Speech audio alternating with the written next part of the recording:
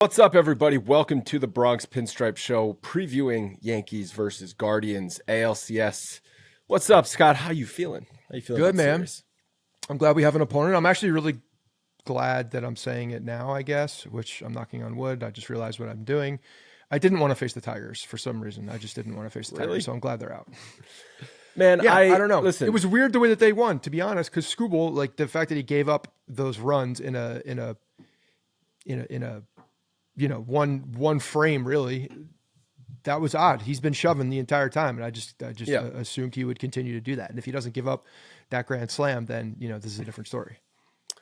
Okay, well, sure. Okay, yeah. If Cleveland didn't hit that grand slam, maybe they don't win the game. Okay, fair enough. I was looking at that. I admittedly did not watch a ton of the Tigers Guardians series up until the game 5 when, it was 1 o'clock on Saturday. So easy to just follow the game and pop it on. I was looking at the Tigers lineup. I'm like, who are these guys? I don't really recognize anybody in this lineup. Obviously, School because he's one of the best pitchers in the league. And I know their bullpen had been pitching really well. And yes, the Tigers had been on a heater the past, call it 6 weeks of the season to get them to where they were. But that lineup, man, had nobody in it. And you look at their season stats, and they were all pretty bad. They had Riley Green was really the only offense in that lineup. And I know the Guardians offense, we're going to talk about them in more depth because the Yankees are playing the Guardians. The Guardians offense is not so hot either, but at least some of those names in that lineup you recognize. And the Guardians, a lot of these players have been in the postseason before. I still am firmly in the camp of, this is the Yankees. The path is open for the Yankees. I do not think the Guardians can beat the Yankees. I think the Yankees can beat the Yankees. I think there's a chance they lose this series because they don't play well and they beat themselves. But I think if the Yankees just play competently, they're going to win this series. I agree with you. I think that they clearly have the most talent of anybody on the American League side. So yes, 100%. They should be the clear. They are the clear favorite. They should be they have the most talent. And if they play to their abilities, then they should win the series. You're right, absolutely. There are some guys, but that's the thing. Like that has not happened all year. So, but no, hold on. I don't even think they need to play to their abilities, play well. Look what happened with Kansas City. You got a good series from Stanton, a good series from Glaber, an okay series from Soto. The bullpen was great. And you got one good start out of the 4. And you won that series pretty handedly. I feel like as long as you get that, the bullpen's good, a starter shows up, and a couple guys in the lineup hit, you're going to win this series pretty easily. And this is not me saying the Yankees are so good, because they're not. They're flawed. We've seen them all season. They have flaws. I just look at these rosters, man. Look at this. Look at the lineup they're going to be facing. The Guardians have been relying on their bullpen so heavily, which is a very, very good bullpen. But they're basically going openers in the playoffs. That's not sustainable. We've seen that not work, okay? The Yankees have tried that. It don't work. Multiple rounds, multiple games in a playoff series. Eventually that bites you in the ass. Eventually guys get worn down. Eventually you try and go to 6 relievers in a single game. Somebody's going to have an off night, and that's all it can take. And with the ALCS being a normal schedule, 2 seven game series, but 2 days off only for travel. Mm-hmm. You can't have that luxury of overusing your bullpen because you have a built-in extra off day. That doesn't exist. I know I sound cocky and confident, and if there's a Guardians podcast out there that wants to clip this and make fun of us when the Guardians, if they win, but man, I like I said, I firmly believe if the Yankees lose this series, it's going to be because they played bad, not just kind of they played bad. Well, I think it's the offense doesn't hit in the top of the order, doesn't hit, and I think the bullpen comes back from what we saw in Cleveland, in Kansas City. Yeah. Look, I don't disagree with you. The Yankees should absolutely win this series. We're on the same page there. I just think that when you're looking at the lineup of the Guardians, there are some guys in there. You just don't want to say it because it's the ALCS and you think you're going to be jinxing them or something. This is not the Astros we're facing. This is not the dynastic Astros we're facing. This is not the 2018 Red Sox we're facing. These teams are not good. Come on. This is as easy a road the Yankees will ever have to the World Series. in our lifetime. Again, not disagreeing with the fact that this is the easiest road, but there are things that can bite you on this Cleveland team. Yes, there are. Jose Ramirez. Fine. Yeah, Jose Ramirez. You make a mistake to Jose Ramirez in a big spot, of course he can beat you. Josh Naylor in a dark alley. Both can be scary things. And if the Yankees are not, if they get susceptible to the home run ball with their starting pitcher and any of their relievers, then yeah, they could be. The Guardians very well could be getting a bunch of guys on base by just slapping the ball here and there, and then you get Jose Ramirez up or Josh Naylor and they're getting the big hit. That's a problem. Okay, and fine. I'm looking at all the opportunities that can go where you're looking at not taking these guys and not taking this situation for granted. And I think that's what's happening a little bit. But again, like totally agreed. They should win this game. They should win this series. They should win and get to the World Series. They are the clear favorite. If they didn't, it would be an absolute failure to not advance to the World Series, given the path that they had. I agree with you. I just don't want to take them for granted. And yes, when I say things out loud, sometimes I feel like it's in the universe. Yeah. Okay. And I just feel so strongly I don't like doing that. Here's, I guess, one thing on the flip side is, well, the Yankees had so many opportunities with runners in scoring position and runners on base against Kansas City because they walked so many hitters. And yeah, I don't expect that to happen from the Guardians pitching staff. I don't expect them to give them 8-9 free passes in a single game. That's not going to happen. So that is one opportunity where you look like, well, the Yankees aren't going to have 10, 11, 12 runners in scoring position opportunities a night. If they have 5 and you just go 1 for 5, is that going to be good enough? I don't know. Maybe not.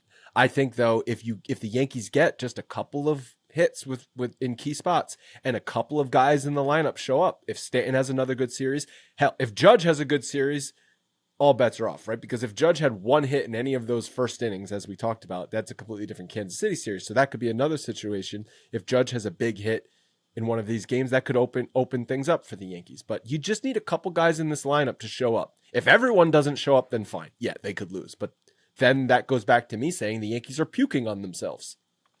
When you're looking at the pitchers, the starting pitchers specifically in this series against the Yankees, there's nobody over there that is scary. There's nobody over there that and they don't even really use them as traditional starters. I mean, they were going. Cobb, I know, got basically an opener spot, and then Boyd in that game 5. I mean, I could make an argument that the Yankees did the same thing when they only go 4 innings. So, these guys were going 3. They were pulling them one. No, but it was by design. They pulled. I understand it was by design. Didn't Boyd get pulled after 2 in game 5?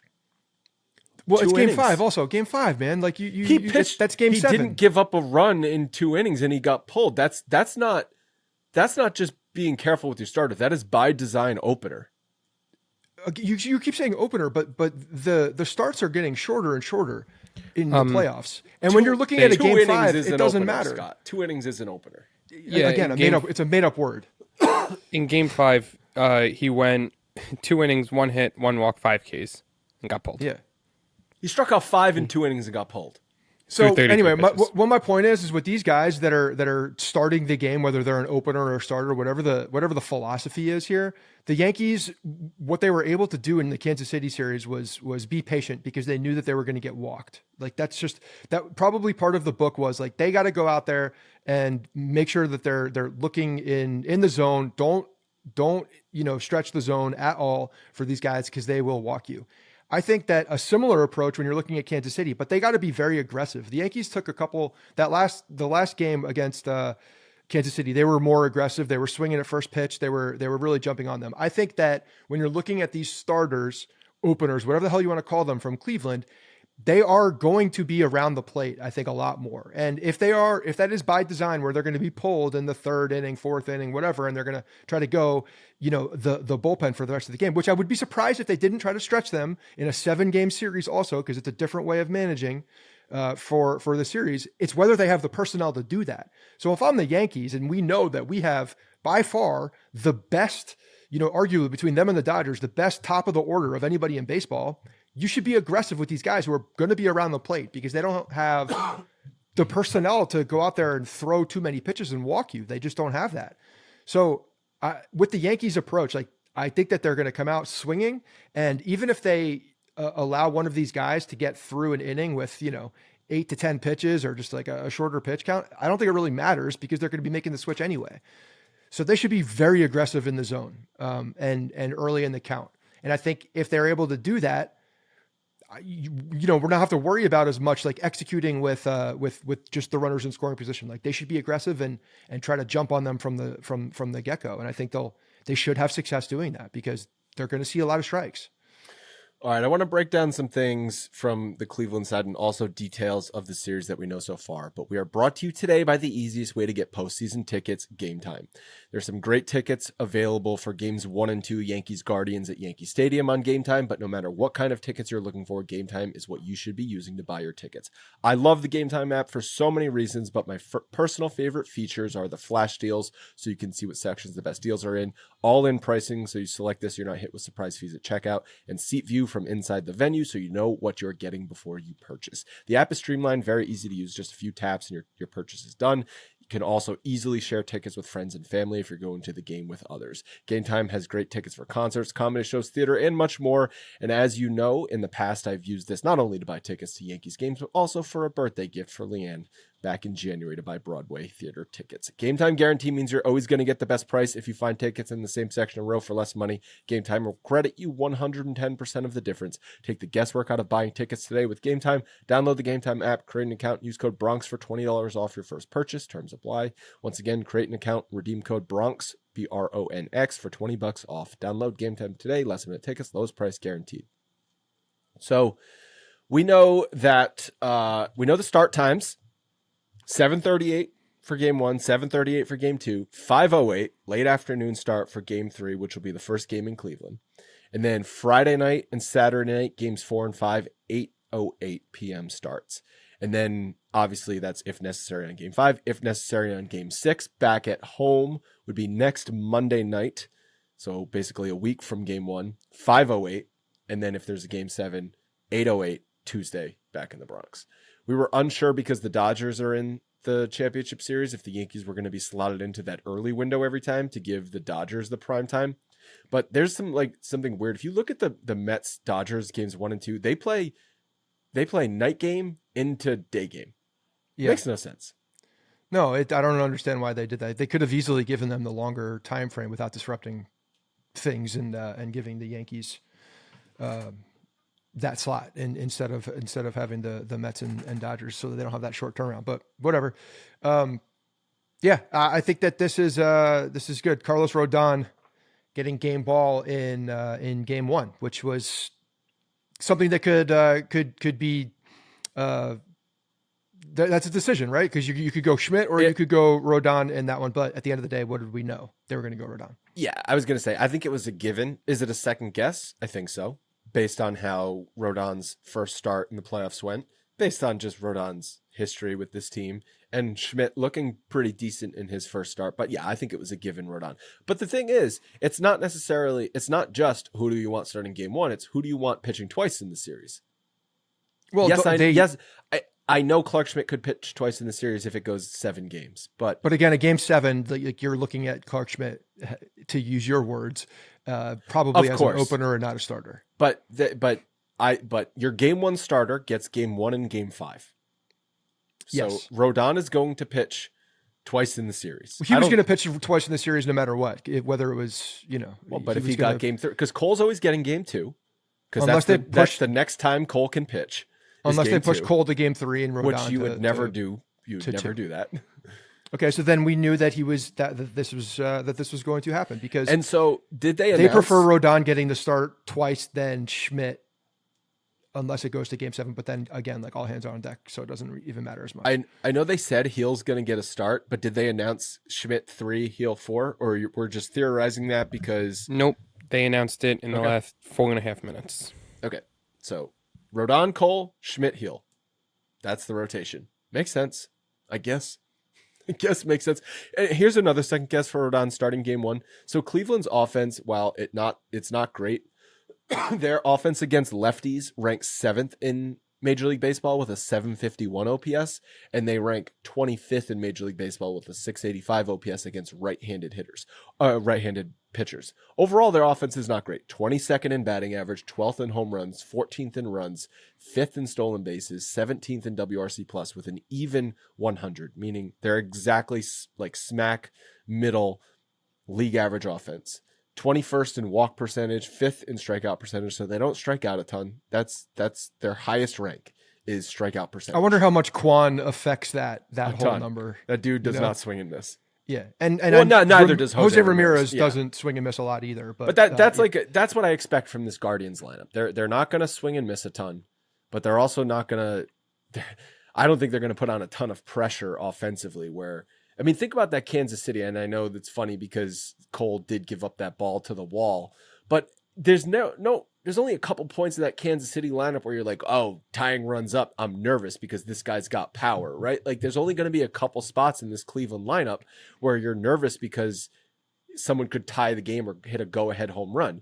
When you turn that over to the Yankees, and yes, I know guys struggle, but it's up and down the lineup. 6-7 guys that could hit a home run at any time. The top 6 could hit a home run at any time. Yeah, no, correct. And it's a similar approach to the Kansas City Royals, whereas you have a few guys that can do damage that you believe can do serious damage. And on that team, it was the 3, 4, 5 really. And the Yankees held down Witt and saw how much that impacted. Like Witt's going to finish second in MVP this year, and he did nothing in the series. If the Pasquantino didn't do much until that at the end, and Sal had that one home run in game 2, but that was it. Yeah, no, they did a really good job controlling that lineup by controlling those guys, and I think that's again similar here. You control the middle of this lineup. The Lane Thomas, Jose Ramirez, and Naylor are probably the biggest threats in that lineup if I'm looking at them. Logan, can you look up Jose Ramirez's 2022 ALDS versus the Yankees? Because if I remember correctly, they held down Jose Ramirez in that series, and that was a pretty big key. Because remember, that series went 5 games against the Guardians, and I believe there was also an extra inning game in there. So it was a close series, but the Yankees won, and a big reason was because I don't think Jose Ramirez did anything in that series. And if that's the case, they're going to lose the series. Straight up. I mean, the fact that it went 5 games though with him not doing anything. If Jose Ramirez doesn't do anything, Cleveland's not going to win. Yeah, correct. I agree. Yeah. They need Jose Ramirez to have a big series, and they probably need Josh Naylor to have a big series as well. And Josh Naylor has proven to be, relatively clutch as well. The whole cradling the baby incident, running around, which is an insane way to run around bases. Logan. He had 2 hits in the 5 games, also 2 walks, so they weren't really walking around him. No extra base hits. Yeah, so on base 4 times with no extra base hits in a 5-game series, that is doing nothing. That's a win. Yeah, 100%. You sign that up. You sign up for that. So I think to me the 2 guys are the biggest ones are obviously Ramirez and Naylor. I think those are the biggest guys, and then Quan is going to obviously try to be on base as much as humanly possible and cause ruckus on the base path. This is another series where I think the Yankees pitching, holding the runners on, if there are runners on, keeping them close to the bag, controlling the run game as much as humanly possible with even throwing behind them at first base, just keeping them as close and not allowing them to cause any havoc on the base path if they are to get on base and just, dink you to death with a bunch of base hits. You need those base runners to stay put and not affect the game as much. And that's a real thing. Like that's another one that if I'm looking at the series, this type of series, similar to Kansas City, if you're able to control the base path with these guys who don't hit a ton of home runs, like you're in a good place. And I got to tell you, Austin Wells defensively throwing has looked really good over the last month. Did he throw out 2 runners in the KC series? Yeah. Accurate, good arm strength, like got rid of the ball quick. He looked good. And I think he's been just trending in a much better direction anyway with runners on base. So that's a positive thing. And, for him to continue to excel or get better at that is obviously good as the season progresses and we're getting into the playoffs. And on the flip side, you were talking about those Cleveland starters. They rank 24th in Major League Baseball in ERA, FIP, and in innings pitched. So not a great starting staff. Their bullpen is... Which is unusual for Cleveland because usually they're rolling out there some 2 to 3 very good pitchers that are good to keep these games extremely close. And I'm just not seeing that. Matthew Boyd ain't the same guy. Yeah, I'm that not he- afraid of any of these starting pitchers that Cleveland is going to throw out there. But the Yeah. the bullpen is elite. First in ERA, first in FIP, the fourth lowest walk percentage, and the lowest home run percentage. So yeah, if you find yourself in a situation and you're down a run in the seventh inning, it's going to be tough to come back against this bullpen. It's the Tampa Bay Guardians. It's kind of what they're But I think created like right now. I think the rest of this Cleveland team, like the Yankees, should not be down 2-1 in the eighth inning against this Cleveland. Because they should have team. Opportunities on the offensive side. Again, like I really think it's going to be important for them to be aggressive at the plate. Anything that's over the plate, like pick your zone out. Don't swing if it's not in your zone. If it's in your zone, take a freaking hack at it and try to put the ball in play and be as aggressive as humanly possible. I think they have to get back to that, especially at the early in the game, top of the order.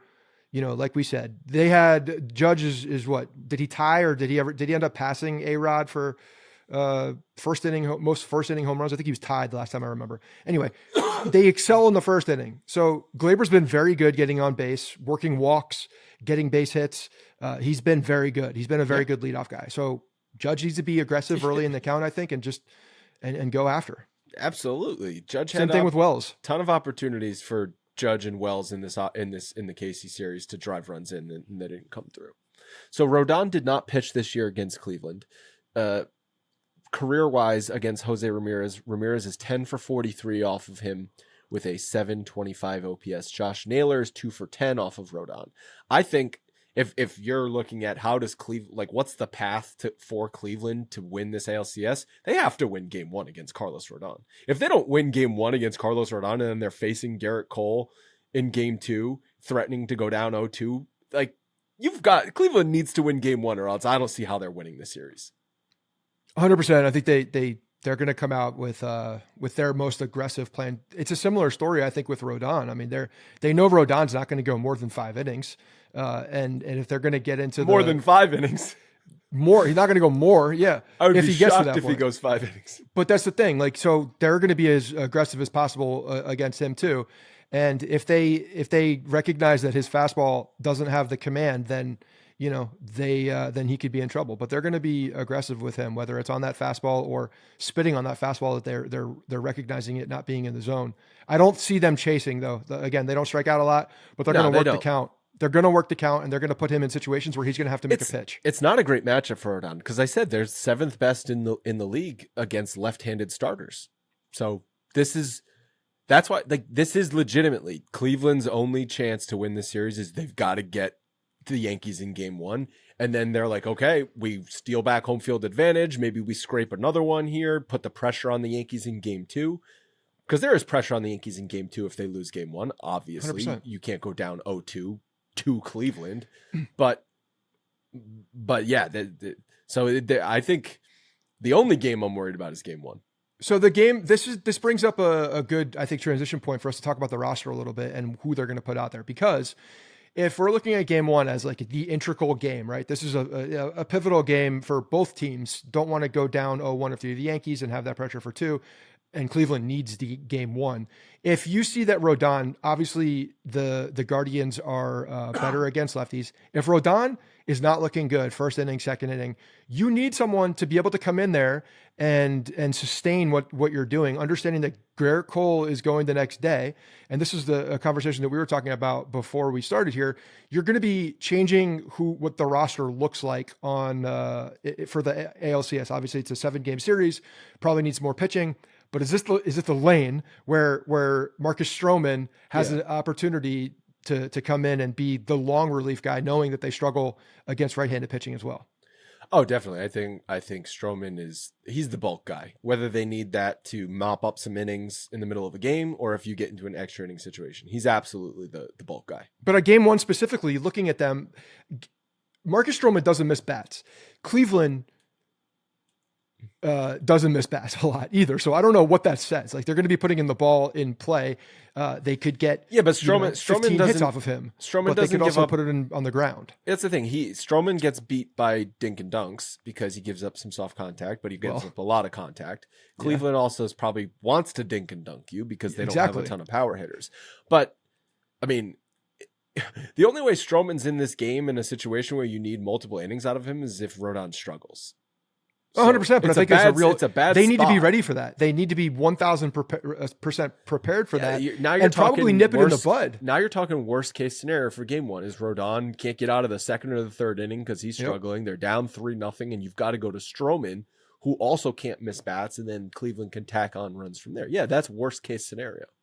So if you're looking at that, and Luis Hill was announced for the game before, we're never going to use Hill out of the bullpen anyway. Well, that would be the only other consideration I would say, but you're right. So Stroman then would be on the roster for that long because they don't have the ability to go to the other two guys like they had the luxury if they needed to in the DS to look at Schmidt as a guy coming out of the pen or to look at Heel as a guy coming out of the pen. They don't have that luxury because of the 7-game set. You need 4 starters. You don't have extra off days. You need 4 starters. But even if Stroman has to pitch a few innings in game 1, he can also pitch a few innings in game 4. Yeah, agreed. But I think it's a very clear case for him to be in on the roster at that point. Right? Oh, definitely. Yeah, I don't think there's any question. So who's the position player that you're taking off? It's an interesting question, right? So it's like, do you take off someone like Trent Grisham? Because realistically, how is Trent Grisham getting in a game? Defensive reasons. Defensive replacement after Verdugo is out for maybe a pinch hitting spot, and then you don't want to put Dominguez in left field. So it's defensive positioning because you're not, as much as we know Soto's not the best outfielder, you're not taking Soto out of the lineup because you don't want to lose his bat. And Judge obviously ain't coming out. Okay, so that, or like, how is Ben Rice getting in a game? Ben Rice, agreed, but there's also a guy named Duke Ellis too, who they've been using. They used to one time as a pinch runner. He got in the series, and Dominguez and Ben Rice did not. They had a luxury though. They didn't. They just needed the fastest guy on at that point to run the bags. And plus, he learned how to run the bases. His dad was in the major leagues, Andrew. Okay, he learned how to steal bases because his dad was in the major leagues. Don't you know that? That's why he was there. Well, they might need a stolen base in the ALCS. I get that, but for me, if I'm looking at a 7-game series, I don't know what Duke Ellis is on defense. I have no idea. I'm not going to pretend to act like I know. And if you're looking at minor league stats, you don't know either. We don't know what he is. Who would you rather have, Duke Ellis or Ben Rice on the roster? So Ben Rice. I think the only consideration for Ben Rice not to be on that roster at that point is if Anthony Rizzo is healthy. If Anthony Rizzo is not healthy, you're going to need another defender out there because if you're relying only on Birdie and on Cabrera, that's dangerous as a first base because if something were to happen, or let's say they needed to, let's say there was injury in the middle of a game or something, and they needed someone to play shortstop. Cabrera is that guy. So then you're only down to one person who knows how to play first base, who's only played first base 2 times in the major leagues. I feel like you have to have that first base in mind, whether it's Rizzo who's potentially ready, or it's gonna be Rice. I think you have to have that guy. Enough. So then it's an outfielder you're taking off, Grisham or the pinch runner in Ellis. So flexibility wise, like to me, or the other part of this is it Dominguez. Dominguez didn't play at all in the DS. Are they going to pinch hit late in the game for Dominguez? Maybe for it's also such an unfair spot for Dominguez to come into a spot where you're like, we need a hit, dude, because we're down. We need a hit. And when's the last time you had a major league at bat? It's like 2.5 weeks ago. But they don't trust him to play defense, so it's not gonna be a situation where he's going to be hitting for someone where he's going to go in to play defense. Well, we talked about Stanton, Grisham right? Could play defense. We were talking, or Boone said he thought about pinch running Dominguez for Stanton, even though he pinch ran Ellis for Stanton in the ALDS. But that's just running. That's just running. You're not going to pinch hit for him. No, but of course not. You're not going to pinch hit Stanton. But if you have to pinch run for Stanton, and then you can just keep Dominguez at the DH spot, and if his bat rolls around again in the order, then fine. Okay. Maybe, but that's a niche scenario. Hell yeah, it is. It's one that's most likely not going to happen. So then, Dominguez, I don't know what Dominguez, I guess I would then, talking through this, rather have Trent Grisham than Jason Dominguez on the roster. I think also if they're not going to start him, if they're not starting him, if they're going for weak ground ball Verdugo, then Dominguez doesn't have a lane to play, period, because he's not a late guy. He's not a guy that's going to come into the game at any point. From the 5th inning later, whereas Grisham adds value on the one. He's got a little pop. He's proven that he's done it as a pinch hitter in the past. So if he gets a spot at bat, like he does have the ability to go deep. and he can play defense at a high level. So I think he at that point becomes more valuable if you're not going to start Dominguez in left field. Boone said it's likely they're going to stick with Verdugo in left field. And he also said there's a chance they're going to decide a final decision Monday morning on Anthony Rizzo. If Rizzo's on the roster, is he starting? Because like we talked about, Birdie looked pretty damn good defensively at first base, and I thought he had good at-bats. And Oswaldo Cabrera looked fine defensively at first base, and he had some good at-bats. He was on base a few times in that series. So if you're gonna put Rizzo on the roster, in theory, it's because he's the starter. It's not because he's a backup. If I'm the Yankees, after seeing what Birdie was able to do at first base and Cabrera was able to hold it down, split that in half, right? Offense, defense. You lose nothing on offense. Nothing. You lose nothing on offense. Rizzo, Sad to say, but true. Rizzo was, the last month his numbers were looking better, but you're not missing much. Defensively, Birdie showed that he can play. Unless Anthony Rizzo is 100%, which he's not, and probably will not be for the rest of the year. Because if he was 100%, they wouldn't be making a final decision Monday morning. Correct. Then I feel like you got to leave him off. He's got to be 100%. If he's not 100%, I don't know how you hit with with fingers that don't feel good. I just know Boone, the temptation will be there. If Rizzo is available to play, he will start him. If he's 100% or 90% and like he's got the ability to do everything on the field and there's no limitations, then I have no problem. Like that's an assessment they have to make. Then he can play. Then he should play probably, and it gives you more flexibility throughout the roster if need be. Because Rice didn't do anything. He didn't play. He didn't run. He did nothing. So you're not looking at that spot as one that is like a massive necessity, but it does give you more flexibility. Then John Birdie becomes a pinch runner, later in the game, and a defensive replacement can play over the field, which does give you more options as you're looking at what situationally you have available to you at the end of the game. Like Josh Birdie's a really nice guy to have off the bench. He really is. So the fact that they have to start him, I think is not ideal. If Rizzo is 100% or very close to 100%, is not limited in what he can do, most likely offensively, because defensively you think that he would be, probably in a better shape to play, then Birdie does give you that Swiss Army knife off the bench. I'm looking at these numbers, Cole versus Cleveland. So he pitched against them once this year in August, 6 innings, only give 1 hit, no runs, really great start. He pitched well in both of his ALDS starts back in 2022 against them. These guys, though, they've got some good numbers off of Cole. Jose Ramirez has over 1,000 OPS lifetime off of Cole in 34 at-bats. Josh Naylor, obviously the cradling the baby, 6 for 25 with 3 home runs, 939 OPS. And then Jimenez and Kwan, while not the best of numbers, decent amount of sample size. So the Guardians lineup has seen Cole a ton. Yeah, they know the repertoire. They know that they can hit the fastball out of the park if they're able to get it. They know that, and I think that's what they're going to try to do. They're going to try to elevate the ball against Cole, and hope that they can get something that is on the meat of the bat and get out of the stadium, because they know that they're not going to be able to dink and dunk Cole. They're just not. They're going to try to set it up, get Kwan on base, and then you're going to look for Naylor and Ramirez to try to hit something out of the park. That's probably their best path for him. And then Schmidt, he pitched once back in April against Cleveland this year. 5 innings, 3 hits, 2 runs. Kind of limited sample size for all of the matchups against him, but they all are decent. Ramirez, Kwan, and Jimenez all have decent numbers lifetime off of Schmidt. And then Luis Gil pitched once against Cleveland this year, August 20th. It was only 3 innings, 78 pitches. And I don't remember the specific start, but he did walk 6 in 3 innings. So again, like I go back to the Yankees, if we're looking for an Achilles heel, I think it's the Yankees starting pitching around the zone as well. It's another one to look at, because these guys they're not going to stretch the zone. You're not going to get them to be chasing. They're going to work the count, and they're going to make you make a pitch. And if you don't execute that pitch, then they're going to be on base. And that's where the Yankees can get in trouble, especially Carlos Rodon. We know he can get in trouble there.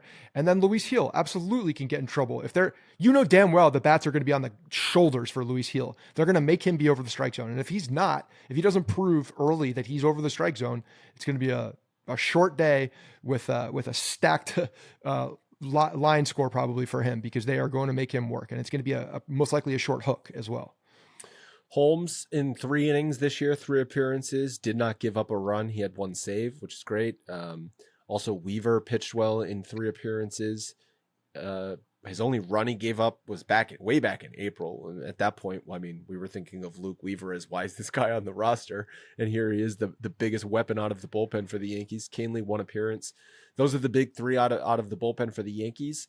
And then see if they can get contributions from 1 or 2 other guys like they did in the KC series. But this Cleveland bullpen is a weapon. This Cleveland bullpen is no joke. There's going to be multiple guys coming out of there with great numbers.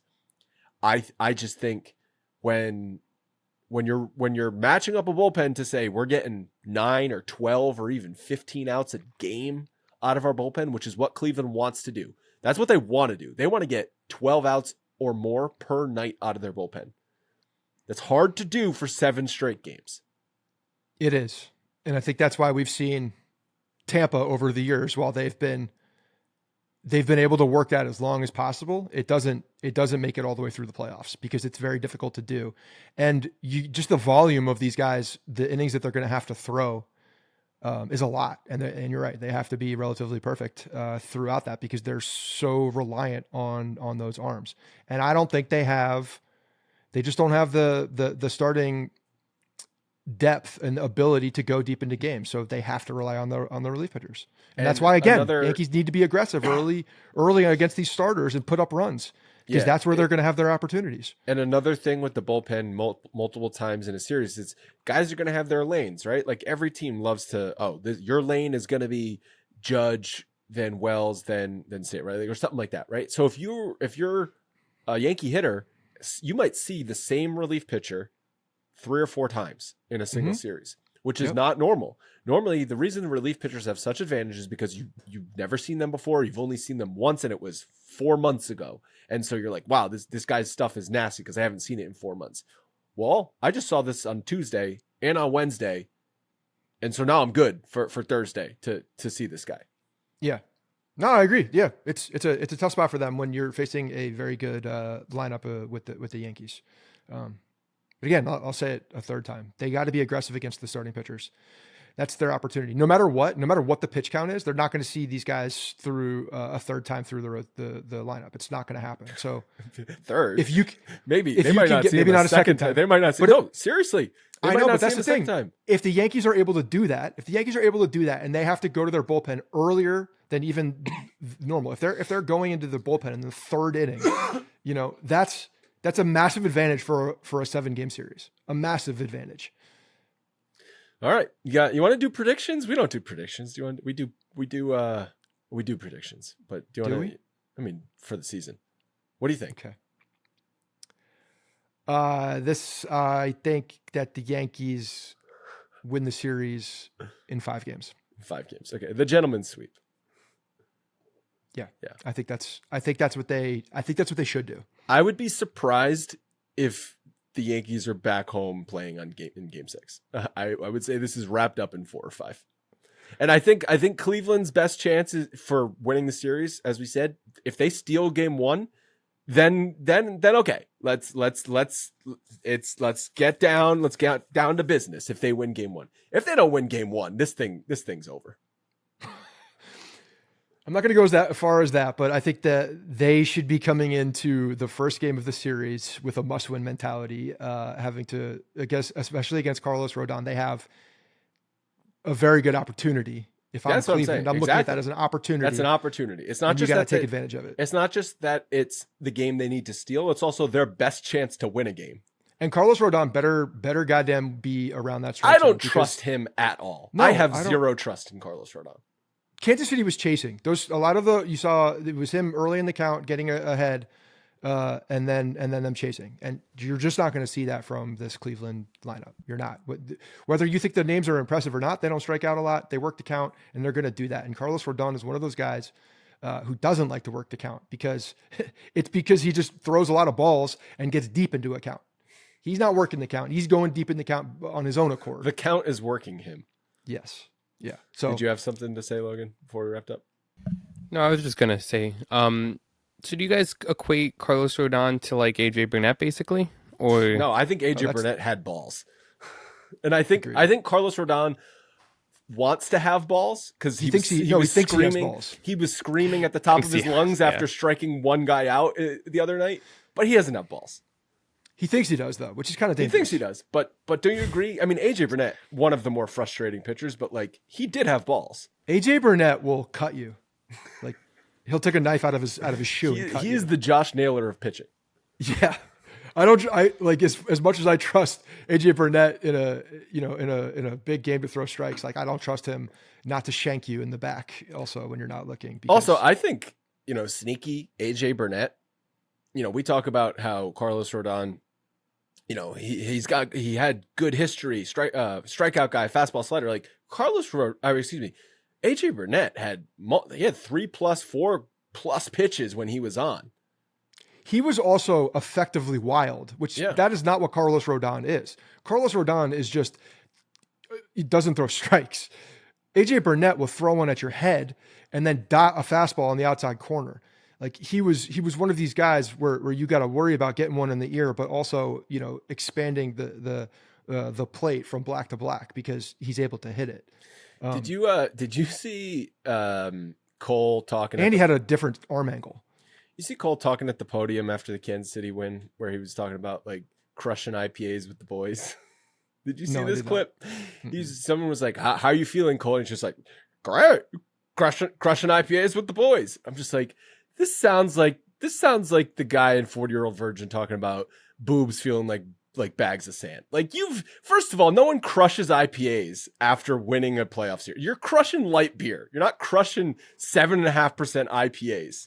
If you're crushing IPAs, your head's going to be pounding the next day. I don't want you crushing IPAs. I want you drinking 10% of a Bud Light. That's what I got to tell you. There have been way too many times when I've been at Yankee Stadium crushing goose IPAs. Yeah, and how do you feel? And I wake up the next day like I've just run through a brick wall in a bad way, not in a motivational way, in a bad way. I brought this up. It's a sharp headache too. It's one that wakes you up.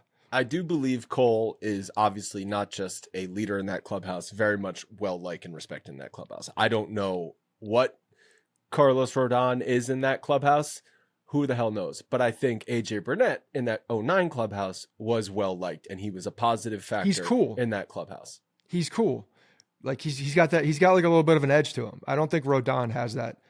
I think Rodon again thinks he has that edge. Right. But he doesn't have that edge.